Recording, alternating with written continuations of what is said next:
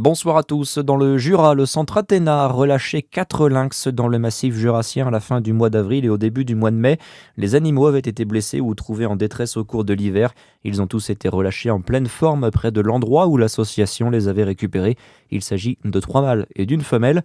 Ils ont été équipés d'une balise GPS pour garantir leur sécurité et collecter des informations sur leur réadaptation. On rappelle que le lynx est une espèce menacée, mise en danger, notamment par les collisions routières et le braconnage. Près de Besançon, l'entreprise horlogère Cheval Frères a subi une nouvelle tentative de braquage ce matin. C'est la deuxième depuis le début de l'année 2026. 2 individus armés ont menacé les personnels vers 8h10. Ils ont pris la fuite au bout de quelques minutes sans butin.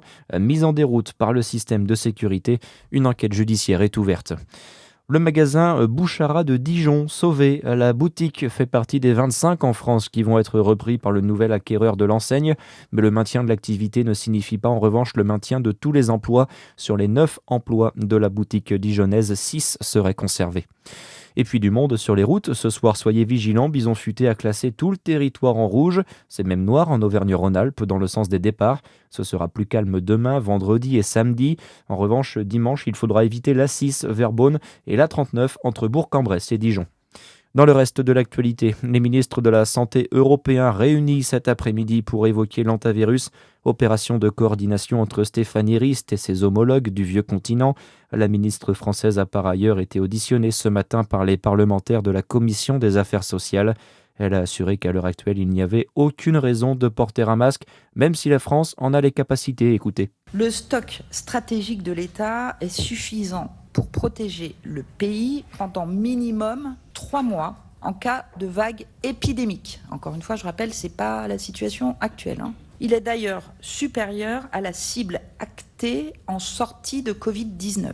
Notre capacité de production de masques sur le sol français est estimée entre 2,6 et 3,5 milliards de masques par an. Cette capacité de production nationale est suffisante pour faire face à une pandémie type Covid-19.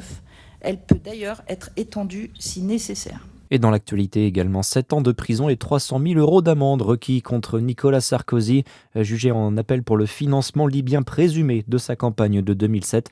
C'est la même peine qui avait été prononcée en première instance. Le verdict, lui, est attendu le 30 novembre. Et puis les sports, avec du foot. Ce soir, match en retard de la 29e journée de Ligue 1.